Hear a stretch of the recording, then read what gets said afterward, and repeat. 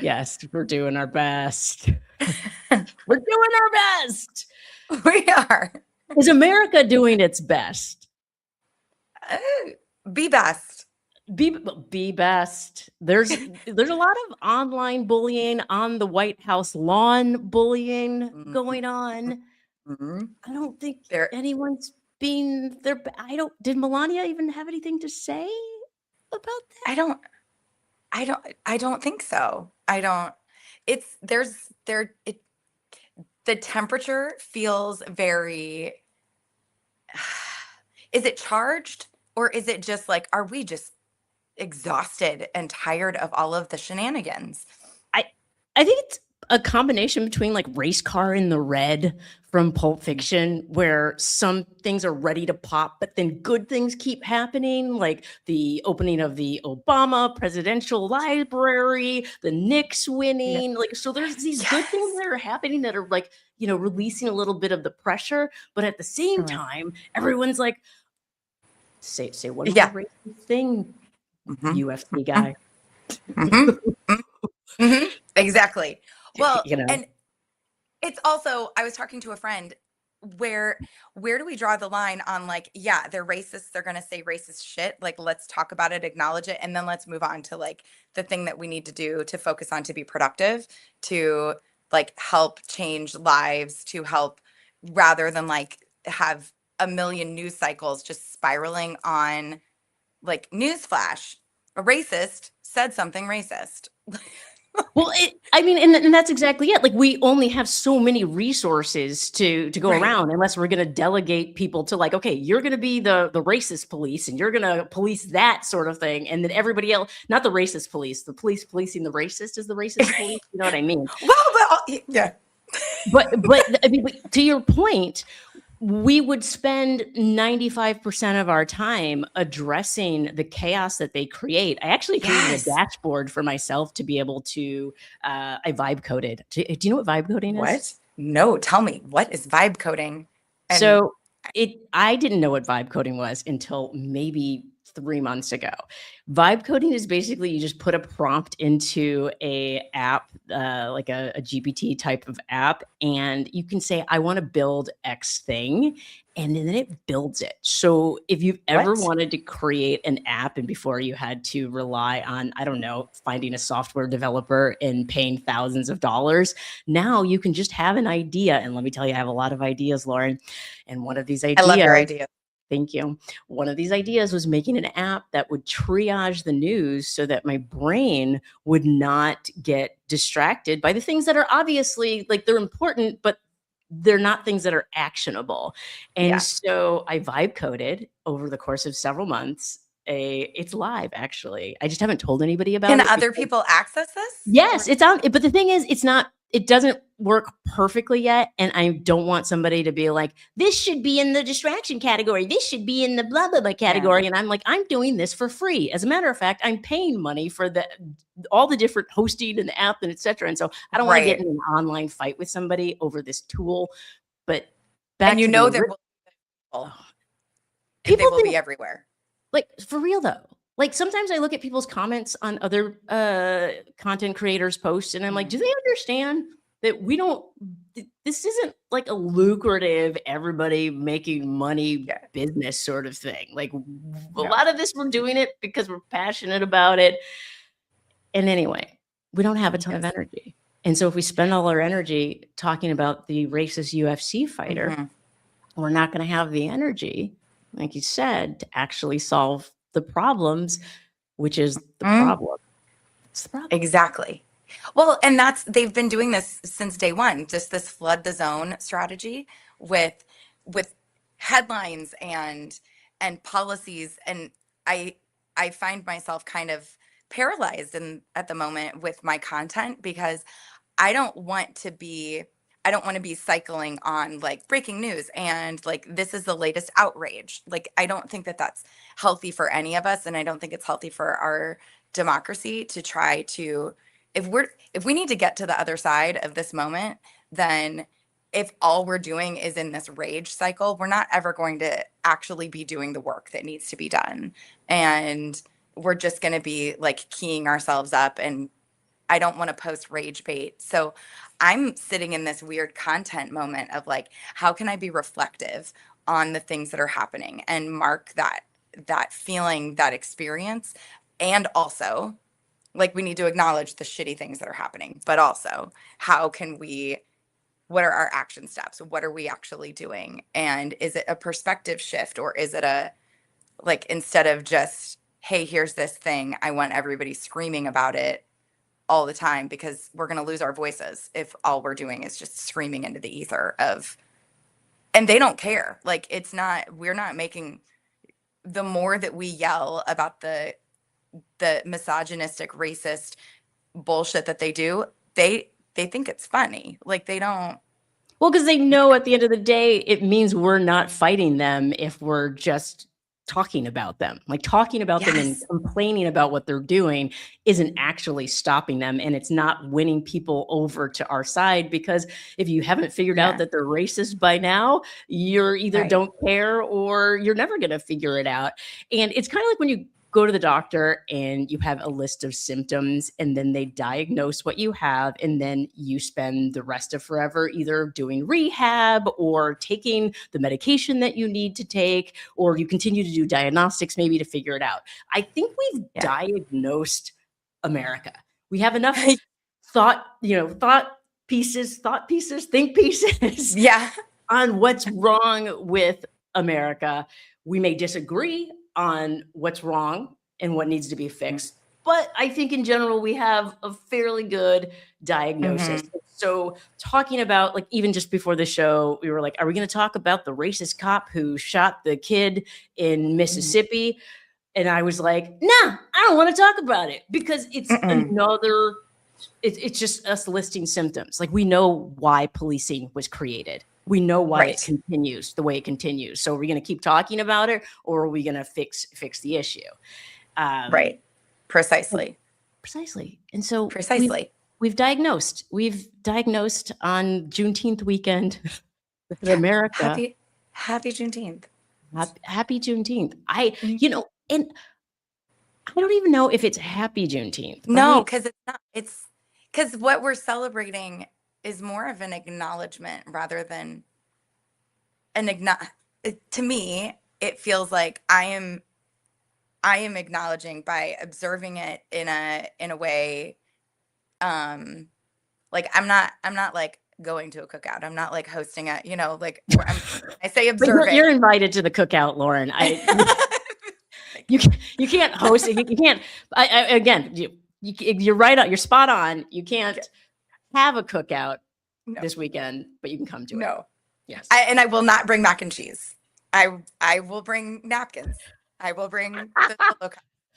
Or as I like to call it when my white friends make it, whack and cheese is. Fair point. I do make a pretty decent mac and cheese. I would never. What's your mac and cheese recipe?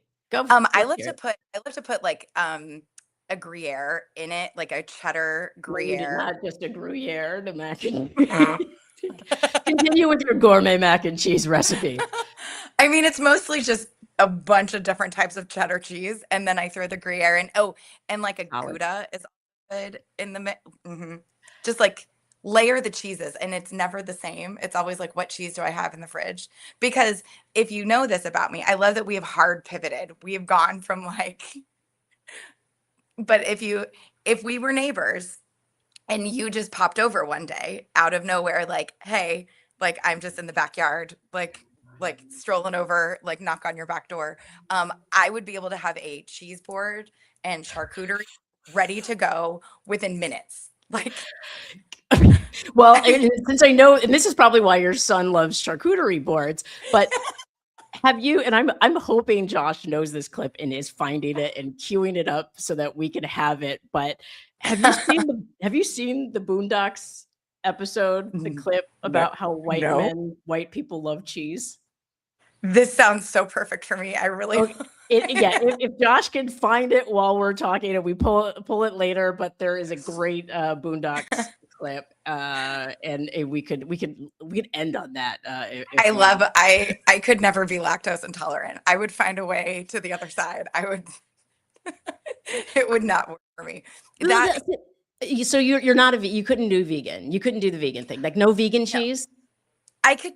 Well, I just really love cheese. Like I love like a burrata, and I brie.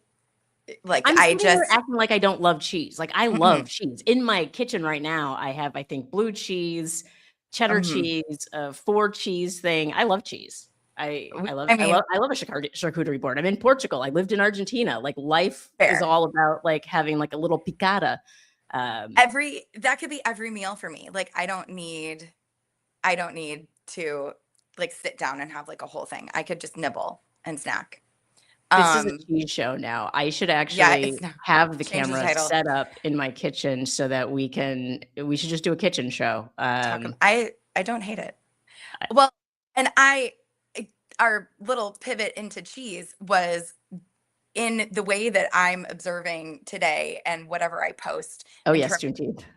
I feel like my responsibility in like on days like today, my responsibility is um to be reflective and to not multitask my way through it, to not like be like, oh yay, it's a day off work. Like that's not what this is. And like to understand the history behind it. And if there are people that are following me that don't know the history behind it and don't understand, I mean, it's a horrific thing that we are that this day commemorates, like why it even exists in the first place. So that feels like as a white person, my responsibility needs to sit in a different place. Um, but also with cheese. But also with cheese? Sure, yes. I mean, if that's gonna get the white people to the table, like if cheese is what brings you to the table, then absolutely yes. But here's the thing about Juneteenth, like there's a time, is it Blair Imani just had her Mhm. 60 and I'm listening to it, and she's the one for everybody who doesn't know, but I'm sure if you follow us, you follow her Smarter in 60 Seconds series. I love her. And I adore her, and Yeah. she's so smart and so fun to just listen to and to learn from. And in 60 seconds, I was like, I didn't know like 75% of this about Juneteenth. Yeah. And and it's purposeful, right? Like Right. grade school is forever ago for me. High school is Yeah. forever ago for me. But we certainly didn't talk about Nope. Juneteenth in suburban Chicago in Nope. school. Definitely didn't talk about it in Indiana. Yeah. That's for sure. I mean, there's a lot that as an adult I look back and I went to a really great school system that was right next to a Big Ten university. So we had all of this collegiate influence, and there was so much I did not learn in high school, or college for that matter. Like it's been after the fact when you actually start to unpack it and well, why and how and when and what, and like you actually start. I think maybe that's one of the things that the internet has been really great for, but then also the internet is slowly sucking our life force out of us, um, which is Yeah, I why don't we, know if the internet is a internet yeah, positive or net negative. Definitely feeling a little bit net negative these days because yeah, a lot of this information we could find in books, in right, libraries, in community, connecting with people. And I think you're spot on about the way to commemorate this day is to educate oneself and educate each other and have conversations about it, like we're doing right now. And I think a lot of the problems that we have in the US is that we think everything exists in a vacuum. yeah, And yeah, and more lately, everything's just so very short term. And so this is a perfect time to reflect on our history and how we got to a point where enough people in this country seem to think that we should just get mhm, over slavery without having any accountability or reparations around yes. that.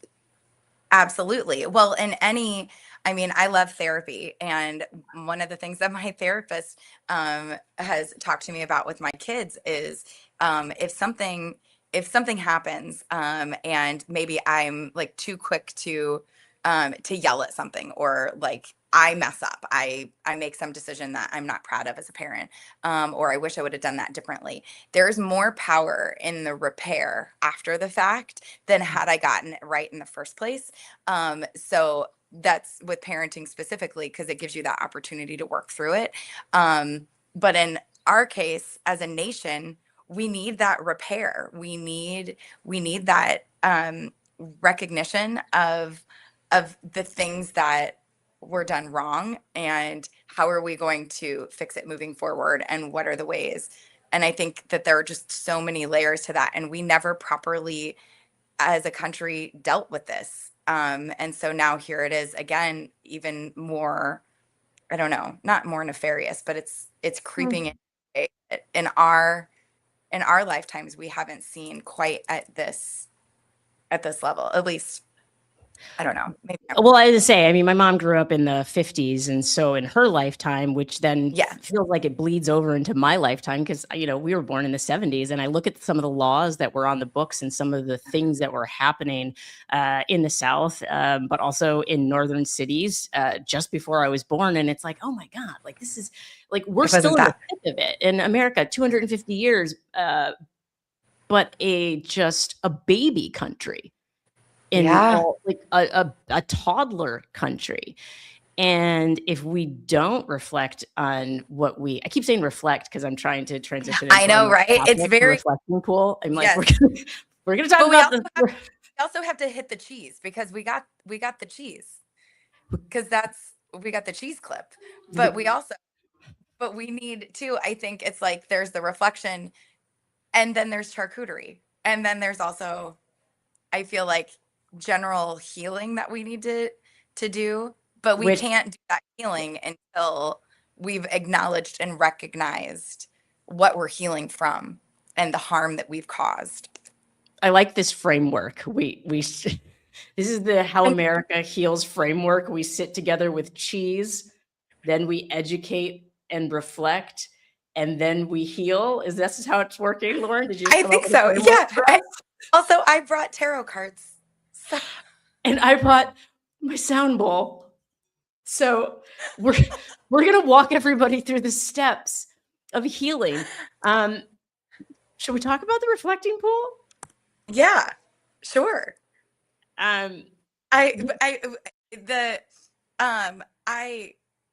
Chunks of blue are that American flag blue. Chunks of blue. It looks like a creature is about to emerge from the reflecting pool. Like it reminds me, it's like the creature of the Black Lagoon, or the creature from the supposed to be Blue Lagoon.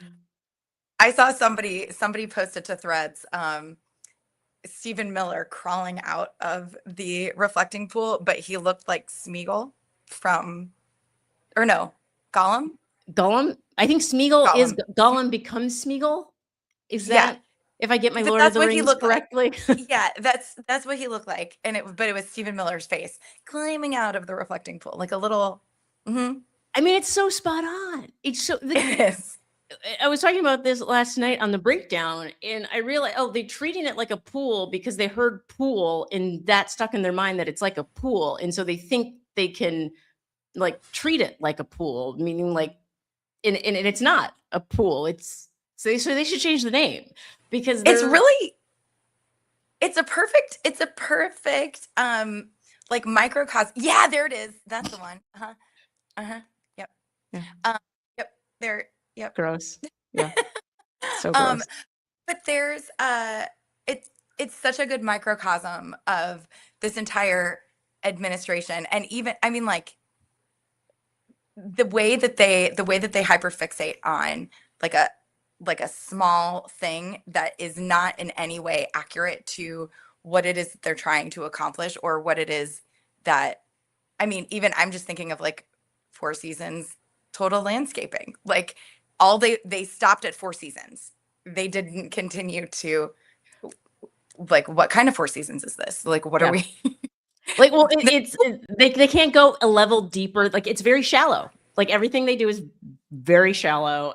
When you talk about the death of expertise, this is exactly what we mean. And it is a parallel, a reflection of how they're running everything else. The Iran deal that was barely in place has already fallen apart. Yeah. And so this entire, and so it's like if they can't get a reflecting pool right, Yeah. how are they going to get anything that is more complex than just leaving something alone that there wasn't a problem with in the first place? Like, don't start, nothing won't be nothing. Like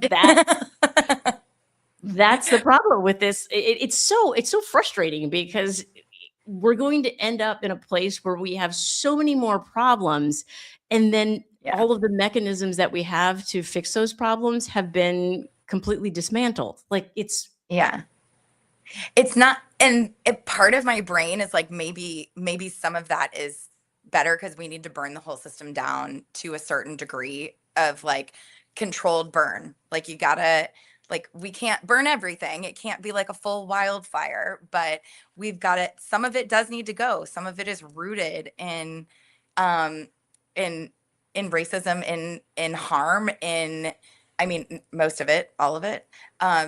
So maybe some of it does need to just absolutely get dismantled.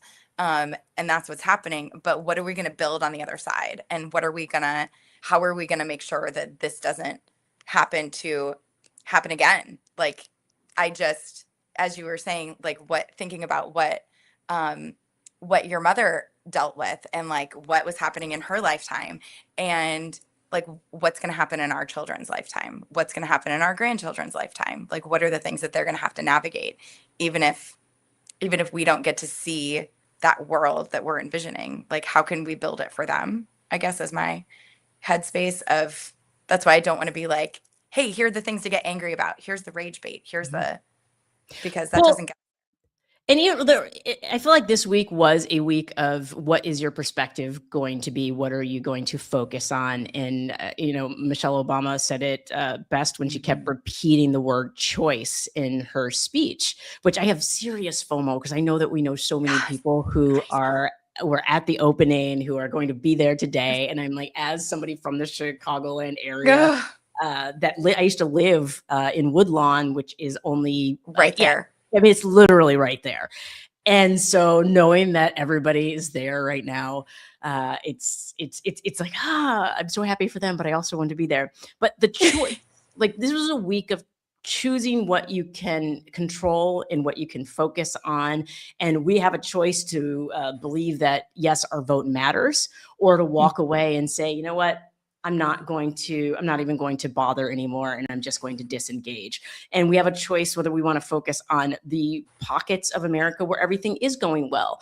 And because just looking at New York and the joy of seeing so many people from so many different backgrounds come together, or the joy of the World Cup is actually going fairly well as far as the multiculturalism of it all. People are coming together and enjoying themselves. And so it's like we could focus on that. We could use that as inspiration. We could say like, hey, this shows what's possible. Regardless of what's going on in the very, very loud realm of the Trump administration that is, quite frankly, probably trying to distract from all of the wonderful, beautiful things of people coming together. And so we do have a choice. Absolutely. And I think we need to get Erin Conlon on when we're together. She was on earlier in the show, and she is a coach. She's a coach. And I feel like America needs a coach. We need a coach. We need a coach. We could have had a coach. Walls next. I know. It's everything. Sad. I was like, should we always take like a moment where we just like grieve it? I mean, honestly, I think we do have to grieve, because if we in grief in general, and so one of my favorite analogies with grief is the grief box. So you've got this box, and there's a button inside the box, and there's a ball bouncing around, and this is life. So like life is just the ball, and it's bouncing, and time is the box. And so when the ball bounces into the grief button, it hits with all of the emotion as though it just happened, as though that loss and that grief is still fresh. And then as time goes on, the box gets bigger. And so the ball has more space to bounce around. But every time it makes its way to that grief button, it still hits with the same intensity as it did when the box was smaller. And so I think if we don't acknowledge when our grief button gets hit, that it hurts and it's real, if we just shove it down and we pretend that it's fine, I mean, that's just trauma. Like we're just Well, just and that's kind carrying of America's problem, right? Is like we're trying to pretend that we don't have a grief button or that we don't have any buttons at all, that we're just one big shopping mall that exists to serve the very wealthy. And we're like, no, we don't have any feelings. We don't. And it's just Yes. rage. And so if there's a way to, I don't know, challenge ourselves the way we do in therapy, which most people aren't privileged enough to even have access to, let alone the language around therapy. Like, because when you talk about the grief Yeah. box, I'm like, oh, that's a really cool tool. Yeah. That Yeah. would be helpful if it were taught in schools. If Yeah. people aren't going to have access to therapy, because ultimately the well-being of our nation, from mental health, physical health, is going to make even the wealthy people more wealthy. Like it's more sustainable. So I feel like, Absolutely. like, why do they want us to be full of rage and maybe storm their bunkers later? Because we will. We're gonna storm Yes, your we will. bunkers, just so you know.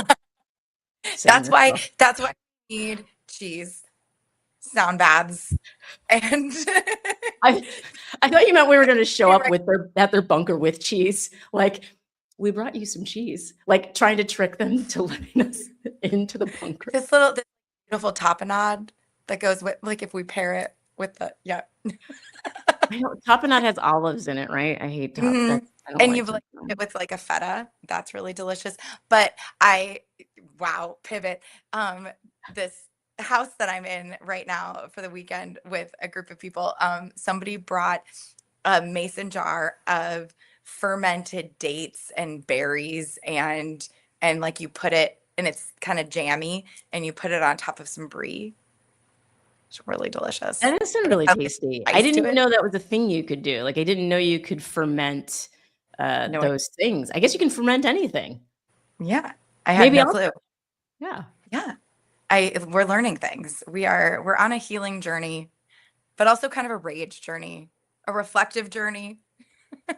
Well, you know, I have my rage to optimism framework that, and I use it every once in a while. Somebody reshares it, and I'm like, oh yes, I need to take my own advice that I gave myself in 2018 or 2019, which is, have you seen my rage to optimism? Yes, but I feel like the audience needs to know the rage to optimism. So it's 5 steps. 5 steps. First step is acknowledging your rage.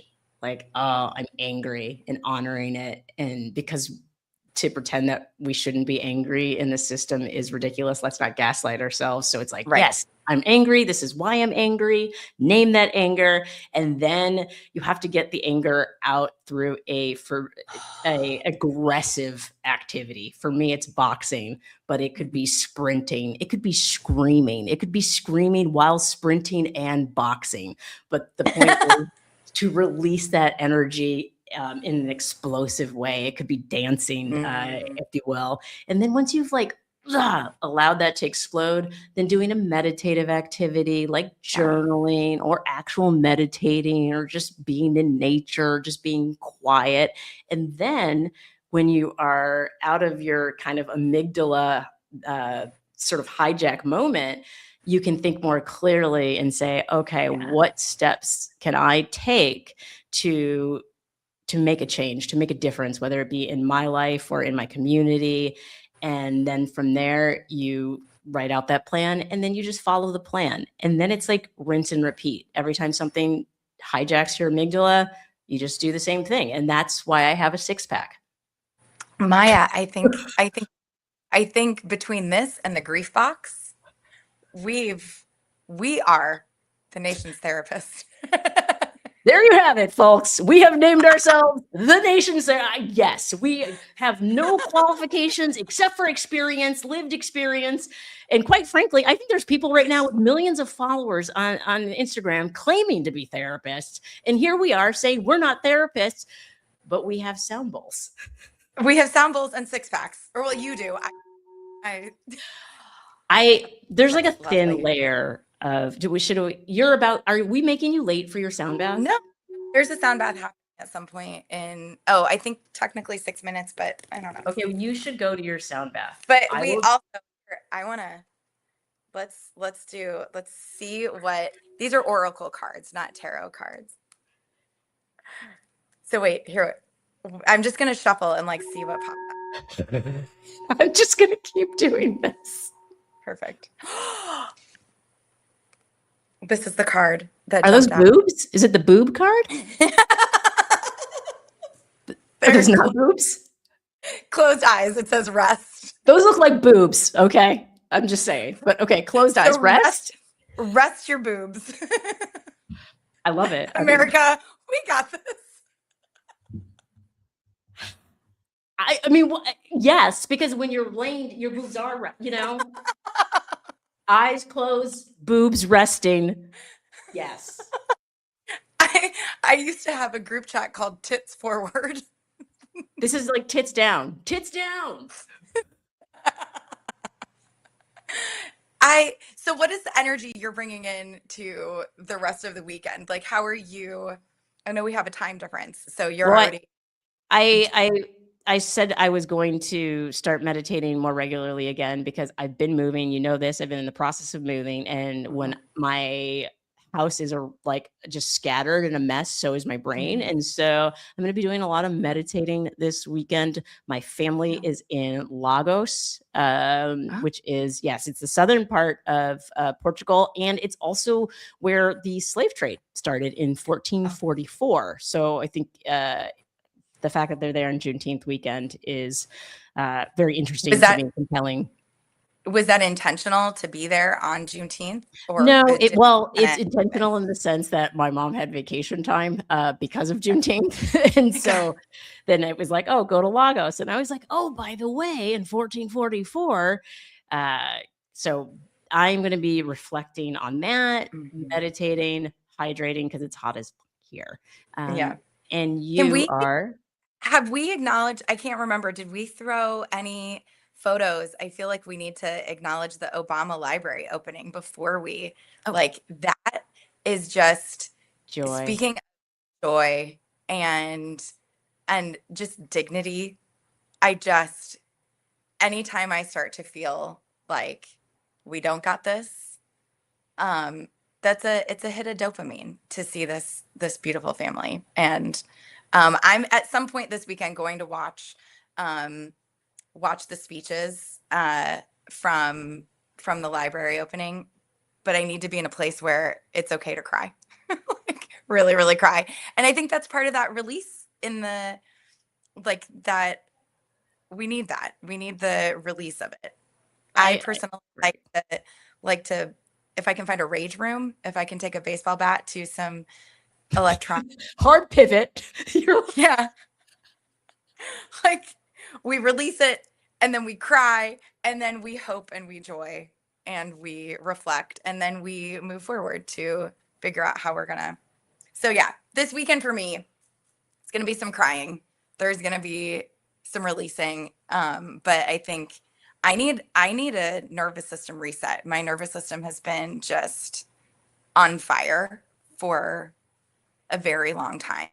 And a lot of the stuff that I think is coming up right now in this climate that we're living in, it just, for those of us who are incredibly empathetic, like that, it's like a cheese grater to your spirit, and a little bit, but then eventually you're like down to not a whole lot. So I need to be intentional about how I move through this reset moment and then come back ready to fix some things, ready to work toward, I don't know. Are we working toward healing? Are we working toward? I think we are. And I think we're, I think, all of the above. And I think you hit on something with reminding us to look at the presidential library photos, because if we were able to put a man like that in the White House once, we can find somebody else to put in the White House who is just as inspirational. If we were able to heal in many ways and grow and evolve once, we can do it again. So Yes. might be a different time, but we have all of the tools, and we have to honor Yes. ourselves and our need to rest, and come back even stronger.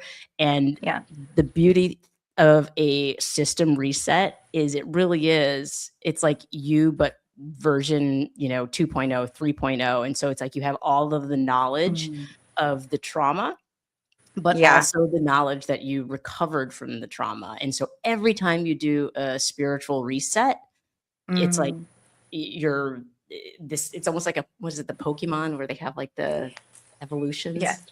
Yes. You feel, I don't know why I just invoked Pokemon. I mean, love a Pokemon reference. I was just scrolling over to our comments on Instagram, and I mean, there are so many really spot on comments, but there's one from a friend named Ashby who says 14 million could have paid for a year of childcare for 1,750 kids, or $46,000 for groceries, $9.3 million summer meals for kids. So I think, like, going back to that reflecting pool, she brings up such a good point here, where we're talking about like waste, fraud, and abuse. Like, what are we doing? What are we doing when we could actually be helping people? So I just wanted to kind of shout out that comment. And also, not to bring it back to cheese, but I'm dying to see this clip. Like, I want to know what I'm missing in my life here with. I was gonna say, do we have it? I don't know if we have it. I can see Josh in the studio. Thumbs up if we have the Boondocks clip, and we do. He's got it. So everybody who wants to understand what we were talking about when we're talking about cheese, I know we can play this on the way out, because Lauren's got to get to her sound bath. I got to get to my meditating. So we're gonna leave you guys with cheese. There's a new white man out here. He's refined. For example, did you know that the new white man loves gourmet cheese? Wait, I'm sorry. Did you say cheese? Yep, cheese. You give the meanest white man a piece of cheese and he turn into Mr. Rogers. Granddad, that doesn't make sense. Don't you talk back to me, boy. Granddad, you can't tame the white supremacist power structure with cheese. Oh, yes, I can. No, you can't. Yes, I can. No, you cannot. Would you like some cheese? Did you just offer me cheese? Yes, I did. I'd love some cheese, thank you. The accuracy.